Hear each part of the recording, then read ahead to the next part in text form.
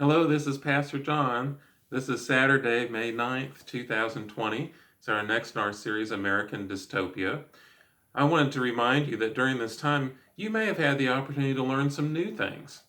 After all, I know I have. I've learned a lot about tech stuff, about uploading videos, working with video, all that kind of stuff. I've learned how to Zoom. I didn't know how to do that. Well, maybe I did before, but it's been a long time. And a lot of things that we're doing here at church are different than we ever expected to do. But we have to be careful that we're not just about new things. You see, after all, people are all over new theories, new ideas, new perspectives on what's going on. It seems like every day there's some new thing on Facebook, either about a conspiracy on the left, a conspiracy on the right, or some theory about what's good or what's bad or what's different.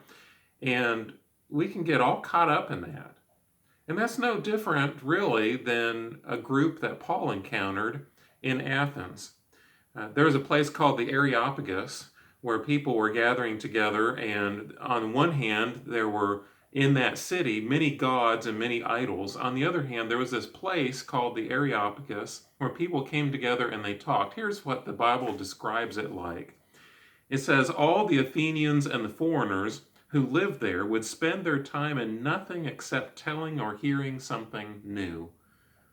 And I have to say, I think there are some of us who can get so caught up in this. All we're doing is watching the news, thinking about the new things that are going on, new theories, new hypotheses about what's happening. But Paul reminds us of what's important.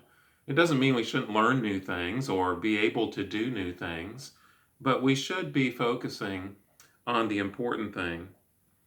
Paul says this, the times of ignorance God overlooked, but now he commands all people everywhere to repent, because he has fixed a day in which he will judge the world in righteousness by a man whom he has appointed, and of this he has given assurance to all by raising him from the dead.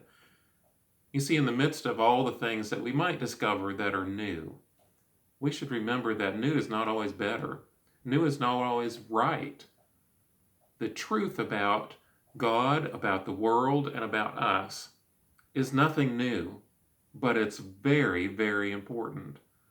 Now, the reaction they had, now when they heard of the resurrection of the dead, some mocked, but others said, we will hear you again about this.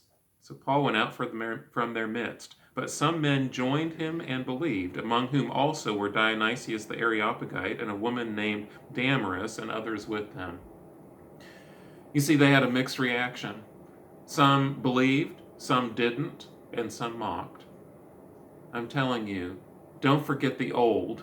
In the midst of all the new things, and boy, there's been a lot of new stuff going on and new experiences, but amidst all the new, don't forget the old.